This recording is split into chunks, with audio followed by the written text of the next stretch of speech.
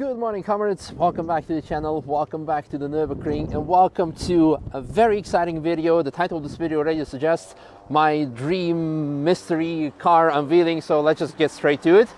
BMW E34 M5. We have to go bring it somewhere else because it will be a part for winter storage, so let's go there and I'll walk you through it. But here is just a quick look of it being at Apex for the first time. Too bad the E30 of Robert is not here. All right, let's go. Any comments? Be happy you don't have to work on it. Ręczny? Kurwa puszczone. I don't understand much Polish, but then I did understand. That you understand, exactly.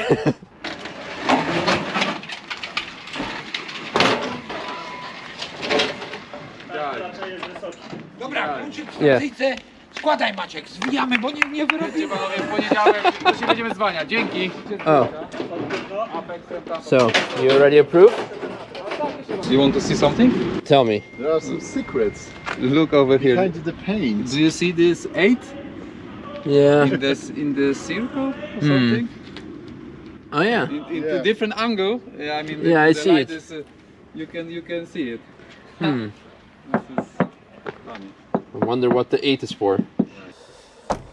Well, here she is. Why are we here? Where are we? We are at our friends of Ring Freaks, Smokey Ray. How are you doing? Good, happy? Happy to hear. Right, good. Happy to hear that he's doing well. Why is it here? Because we have no place at Apex and the car currently does not run because either the fuel pump is broken or maybe it's just out of fuel, and we are going to check it out later. So this is where the car will be located also for winter storage, because I'm going to get it out of the way immediately. What are the plans with the car? We're going to team up together with Sratan from M539 Restorations, and he is going to help me rebuild the car. A lot of other parts will be done also by other companies that I don't know with who, because for example I want to rebuild the engine, refreshen it up, etc, etc. But before we're going to go into the plans, let's maybe take a closer look at the car and talk about it, because honestly I did not make any plans talking about it because it kind of all of a sudden randomly dropped on me. Like, oh guys, we're gonna bring your car tomorrow, and like, okay. So the thing is, what I want to say is that it has been already a video published in the members section back in May when I went to look at the car for the very first time, when I also drove it. So this should give you maybe a nice incentive to become a member of the channel, but I will release that particular video in a few days time as well, so you can see how it looked back then, how I drove back then, and my thoughts of back then, and also because that was also the first time that I saw Pancake when she was just a baby of 4 weeks old. So that's going to be a nice video for you to watch. But E34 M5. This is, as many of you know, first of all, the first car that I ever drove myself when I was 5 years old and sitting on my uncle Slav, who owned one of these back then. And I was steering with the car, and it kind of forever stuck with me.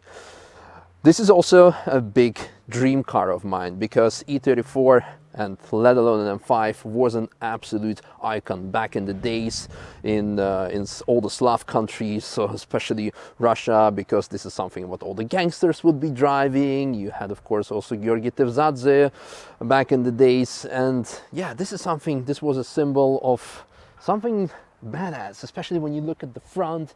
It's simply like, when I talk to people about this car and say like, hey, I bought it, everyone just loses their mind, because especially older people, they say back then this was just simply a fighter jet. What this car could do for back in the days, this was absolutely mind-blowing, amazing, like unimaginable, probably even better word. And this is why I just wanted to have it. I really like the shape, I really like the car, I really like what can be done with it, what the car can achieve. And yeah, the car being here at the Nürburgring, I think we can do definitely some cool things with it. Now let's talk a bit more about the history of the car, of this particular car in general. I bought this car in Russia, somewhere in like literally middle of nowhere, more than 5,000 kilometers away from here. So for example, I think back in the winter last year in January or February when I was making videos and said like, hey, I bought a car, and that car is like got caught in a snowstorm because it was like really going through like pretty much Siberia. Well, not literally Siberia, because Siberia is more up north, this was more south, but it was it was quite a challenge to get the car, especially during the COVID times. Get it from Russia, drive like 3,000 kilometers to Polish border, and then after that import it there. So the car now is on Polish plates, as you can see. Why is it not on Russian plates? Well, it was on Russian plates when I bought it. Why didn't I not import the car from Russia directly into Germany? Well, because the smart Russians, they put in the papers that it had a 2.5 liter engine and 170 horsepower, something like that, to avoid paying taxes. And if with this I would end up coming to Germany, the local TÜV guy or any TÜV guy would have said like, oh mein Gott, oh, das ist unmöglich, das kann so nicht wahr sein, das ist gestohlen, the car is stolen, no. So he's going to get a heart attack. And I decided, you know what, our Polish friends, who are not exactly Western, but also not exactly Slav, or like somewhere in between, perfect in between, they can still look through the fingers, see things through the fingers, or is this the correct expression? I think it's more Dutch. It would be easier to put the car there on the correct papers. And as a matter of fact, the original, the car was purchased in Poland first. It was manufactured in Germany. I think it's the last M5 to be manufactured by hand. It was manufactured in Germany. It was sold originally in Poland as a 3.6, and then later it was bought by some Russians, some guys who were dealing in oil or something, and later on then the actual owner bought it from them. And then the car was located in this small village. Everyone was really liking the car because I better rephrase it. It was like really in the middle of nowhere. So imagine like really the most stereotypical Russian village that you can think of, like really old houses, bad houses, and wooden houses. And then all of a sudden this is standing there. Like when I saw the pictures, I'm like, oh my God, this is this is the most stereotypy thing you can get. And it felt a bit of more like history of my personal history, me coming from Russia, although not like from somewhere middle of nowhere, but more from Moscow, but still from Russia, and then coming eventually to Germany. So this is why I also got this car in particular. Now, moreover, going all the way through this trouble of taking it from Russia had also a different purpose, different reasoning. Does it only have one wiper? Yeah, it does. Okay. The reason why I got this car from Russia is because I'll be honest with you, I paid less than a third of a price than you can find them here in Germany. So, and you also get what you pay for. You don't get any wiper, for example. You get a car which has orange skin, orange peel skin, because it has been resprayed 2 or 3 years ago, but it's not been done exactly according to like local standards. The interior is far from being perfect when you look at it more in detail. Although it's still leather interior, but it's like they were trying to fix some things here and there, so it needs definitely some love and care. Now, when I was thinking of buying the car, the E34 M5, I was thinking like, you know what, I want to make like a proper ring tool, go crazy, full cage, stripped interior, bore, stroke the engine, make it maybe even sequential gearbox, make it like absolutely like a last hurrah of like internal combustion engines cars or classic cars, and make something really crazy. And to spend this extra money on such a car, it wouldn't make sense to buy like a perfect museum condition car and then throw all the like ruin it, destroy it, and then so I decided, you know what, I need to have something like more suitable, so not everyone is going to kill me for like ruining a perfect condition car. So this car is far from perfect, but then again it has a perfect reasoning for it. We can have a look at the engine just so you can see that it's not a 2.5 liter engine. So it still goes like this. Ta-da. So as mentioned, also here needs a bit of love and time. and care, most likely.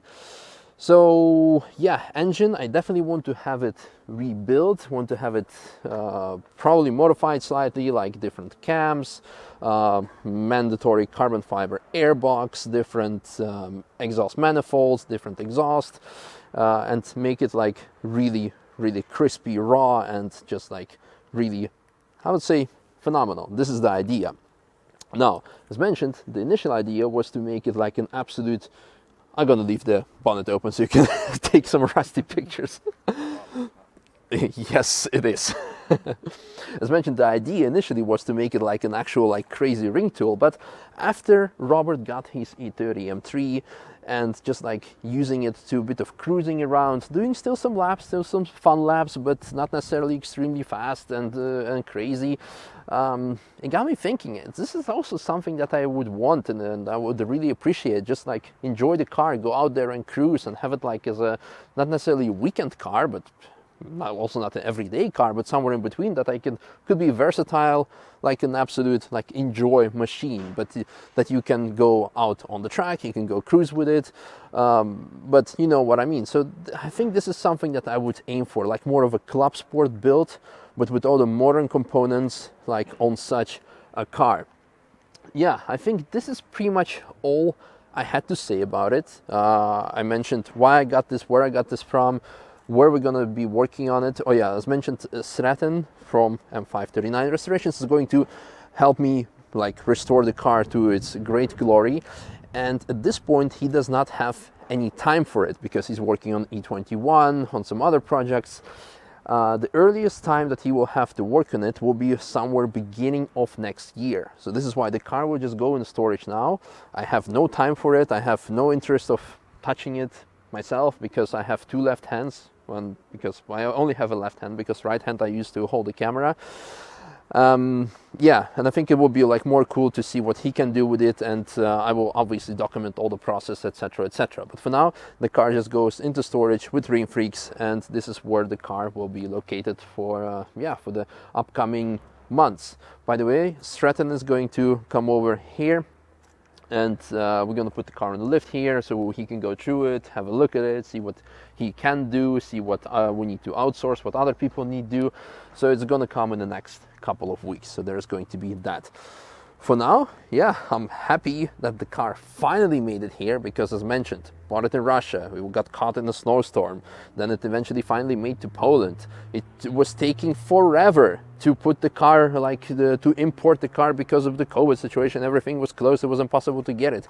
Then once it finally was put on plates and it was supposed to come here, it got caught in a hailstorm.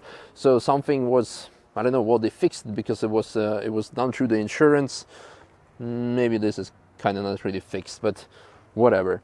So they fixed at least the small dents, and then the following time they were supposed to come here, it was the driver got sick, and now it's finally here, and we're already at the end of the season. The car is not running, so yay, another shitbox.